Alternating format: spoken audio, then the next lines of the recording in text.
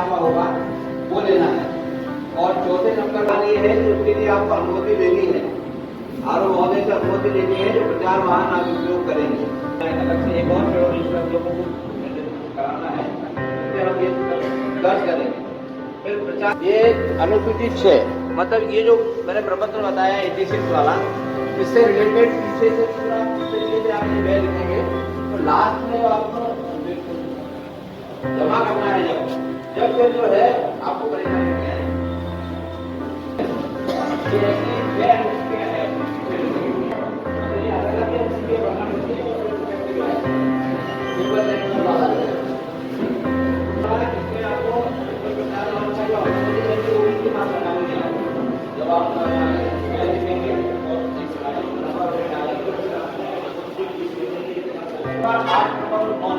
ये आपका है रिसीट के रिलेटेड, वापसी के रिलेटेड है। ये आपका आया या तो आपने लिया होगा, ये बहुत ध्यान देने वाली बात है कि आपने जो पैसा लिया वो पैसा नहीं करना है, तो बैंक में आप इस तरह से लिख सकती है ना। बाय चांस हम लोग बाजार में गए हॉस्टल में बंद कर दिया 4 या 5 कप चाय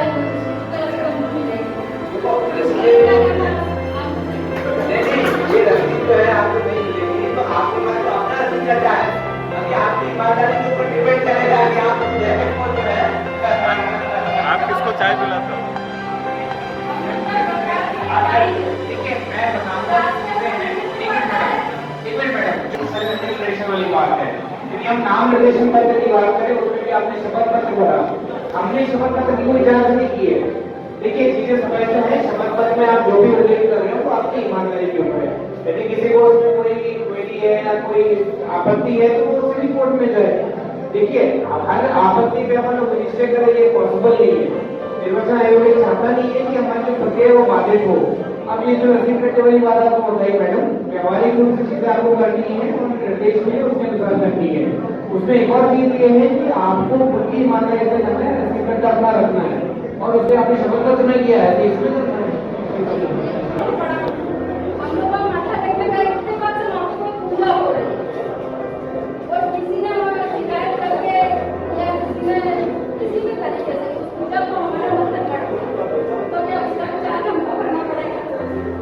अब ये जो क्या है वो जो डीवीडी टीम है, वीडियोग्राफर की टीम है, वो भी जो है वो लेगी क्या उसके बाद ये जो लगता है कि है तो उसको बाकी करने वाली बात आएगी। नहीं स्वयं को दिया हुआ है क्लियर कि यदि स्वयं की गाड़ी और स्वयं का वाहन में अगर उपयोग करते हैं तो उसको अपन ये देना है कि किराए से अपन यदि ले। देखिए शासकीय संपत्ति में नहीं लगेगा, शासकीय संपत्ति में लगेगा, प्राइवेट होना चाहिए। संपत्ति निरूपण अधिनियम के बारे में हमने पढ़ा है। शासकीय संपत्ति बिजली के को, दूरसंचार के को, जो शासकीय एजेंसियों के बोर्ड रहते हैं उन पर आप राय तो आपके अंदर कार्रवाई कर सकते हैं। आपको अक्रॉस की रोड नहीं लगाना है, ये ध्यान रखिएगा। एलोंग की रोड लगाना है, आप समझिए मतलब रोड जो शक्ति का परिसर है उसकी लिखित सहमति आपके पास होनी चाहिए। क्योंकि देखिए उसके आगे आपने बहुत सारे प्रतिबंधी लोग रहते हैं, आप करेंगे आपकी शिकायत में दूसरा करेगा उसकी शिकायत होगी, तो शिकायत की जांच में अगर ये कर पाया गया तो कार्रवाई का अनावश्यक विषय बनेगा। तो लंबाई में लगाना है, क्रॉस नहीं करना है रोड को।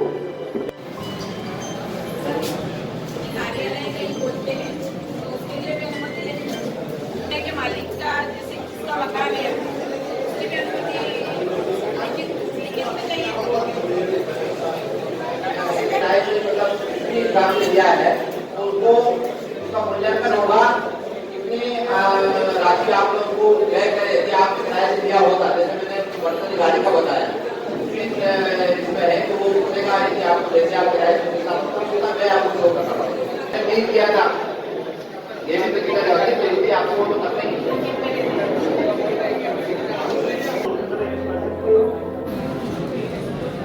आपको जहाँ यूज करो आप उसका खर्चा बताओ, कहीं कोई दिक्कत नहीं। आपको ये पूरा चुनाव 2.5 लाख की राशि की सीमा में लड़ना है। आपको जो करना हो करिए, जो समय सीमा होती है उसमें करिए, विधिवत अनुमति देके करिए और 2.5 लाख के अंदर करिए। उसमें आप मान लीजिए चीज जो है जो भी आप व्यय करेंगे उसकी यदि आप व्यय में लिखते हैं कि मेरे आपका जो अमाउंट है वो आप गूगल से लिखोगा उसका पेमेंट करोगे तो लगोगे गूगल पे पेमेंट करता है तो उसको यदि आपको उसको गूगल से आपको लिंक करना पड़ेगा जो इसके लिए बुरा हुआ है निर्वाचन के लिए जो माना बोला है आपने उसको यदि आप गूगल से पेमेंट करते हैं तो उसको बैंक का जो अपना रजिस्टर है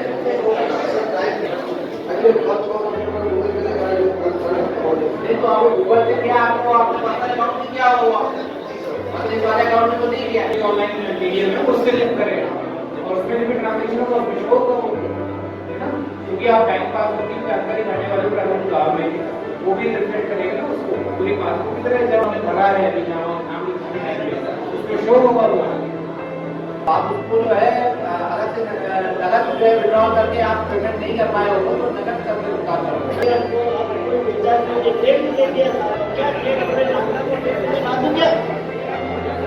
हमसे पूछा आपने कि आपको कौन सा चुनाव चिन्ह चाहिए, कम से कम ऑप्शन तो होना चाहिए ना। मतलब ये आपका जो प्रश्न नहीं, आपका प्रश्न उसका उत्तर हम दे देते हैं, लेकिन एक पूछने की वो होना चाहिए, शैली होनी चाहिए। ये जैसे ऑब्जेक्ट लेवल, अरे आप अरे आप बात तो सुनो पहले, आप बात सुनेंगे चुप हो जाएंगे, खत्म बात। आयोग के नियम ये है कि जो व्यक्ति अगर किसी दल से फॉर्म भर रहा है नाम निर्देशन पर, तो वो उस दल के चुनाव चिन्ह का उल्लेख करेगा, बाकी चीजों का उल्लेख नहीं कर पाएगा।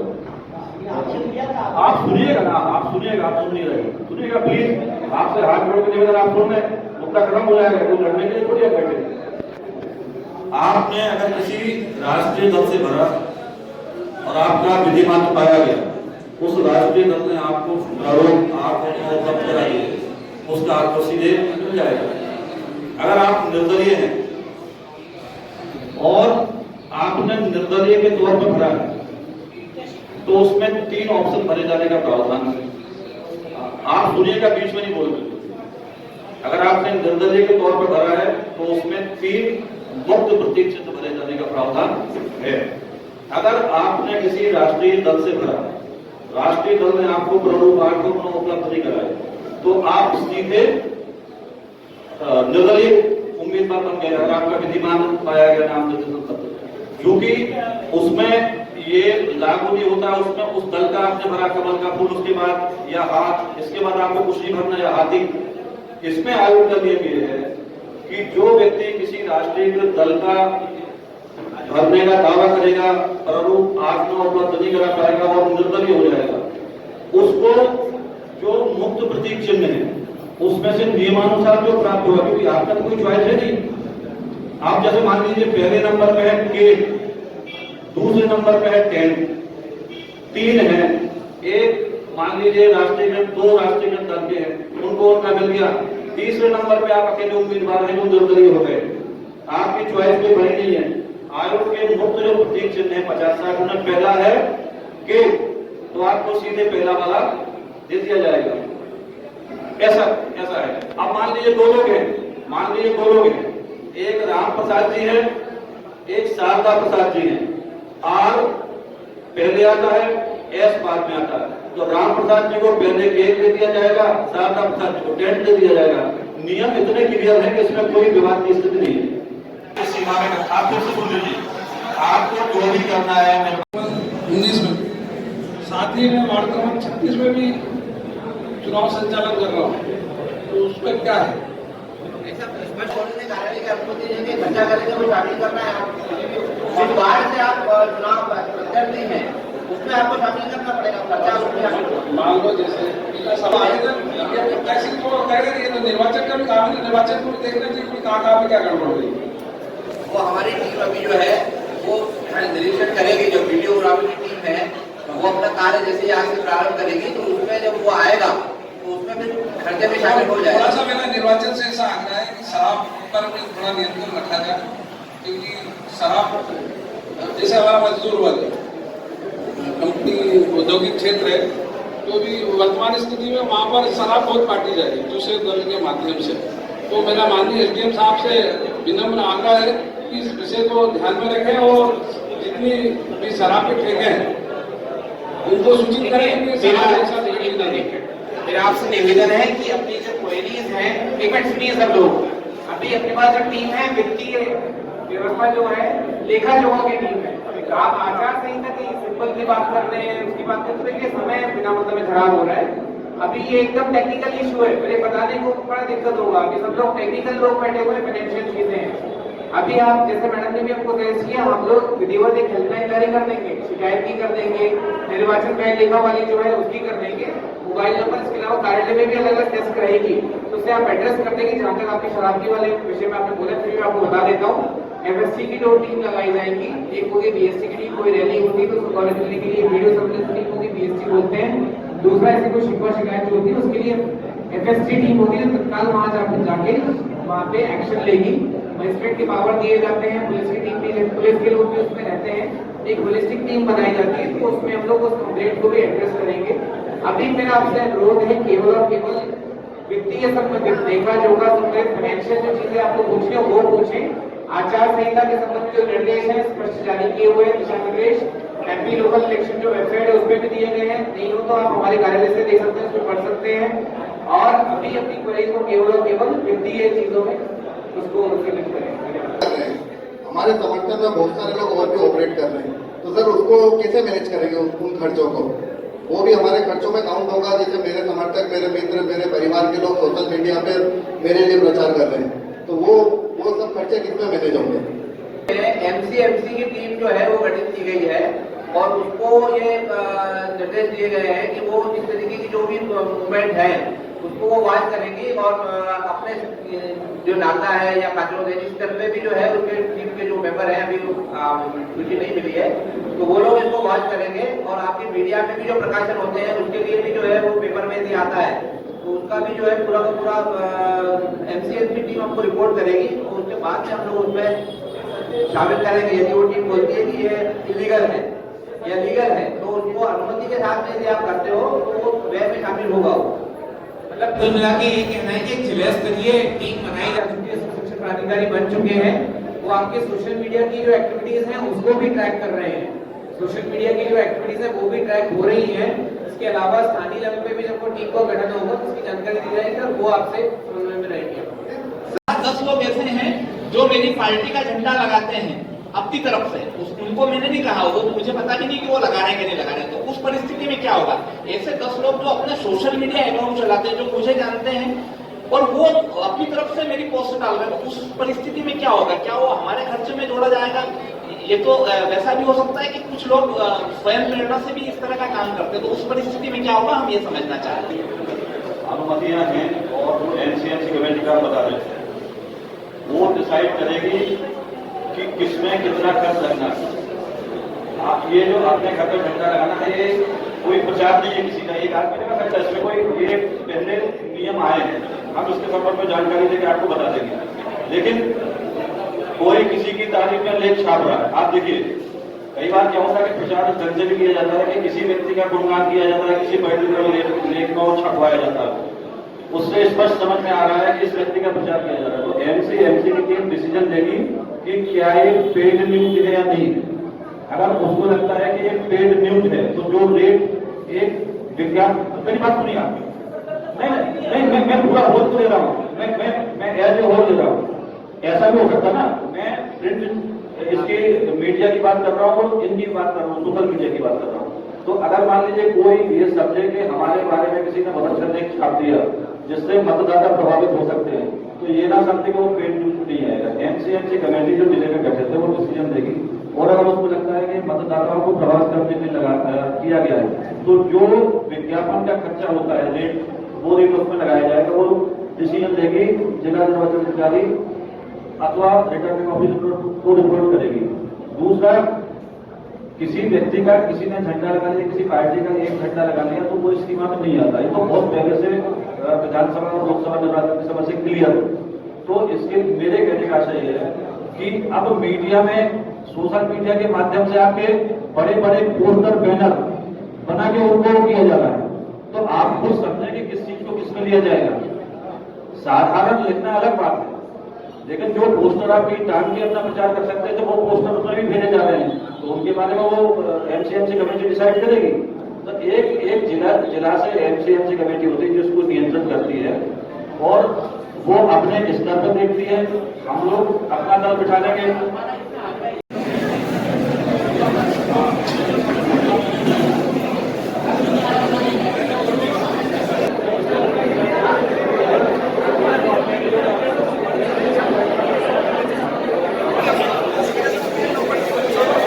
मीटिंग हुई थी प्रत्याशियों के साथ, किस तरह की मीटिंग थी और क्या बातें हुई?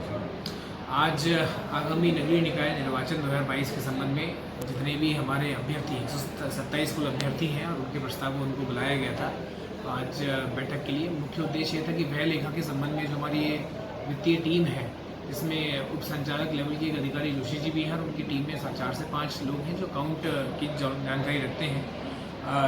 जिला स्तर से कलेक्टर महोदय के आदेश से वह टीम बनाई गई है और जो भी इसमें अलग अलग फॉर्म्स भरे हुए हैं, अलग अलग प्रपत्र में जो फॉर्मेट बनाए गए हैं जिसमें जो भी प्रचार के संबंध में वो खर्चा करेंगे, जहाँ से उनकी इनकमिंग होगी आउटगोइंग होगी, पूरा भुगतान होना है। जो एक अलग से अकाउंट भी राष्ट्रीयकृत बैंक में खुलवाया गया है, उसमें कैसे क्या जानकारी भरनी है, जो फॉर्मेट है उसको विस्तृत रूप से ट्रेनिंग में बताया गया जोशी जी के द्वारा।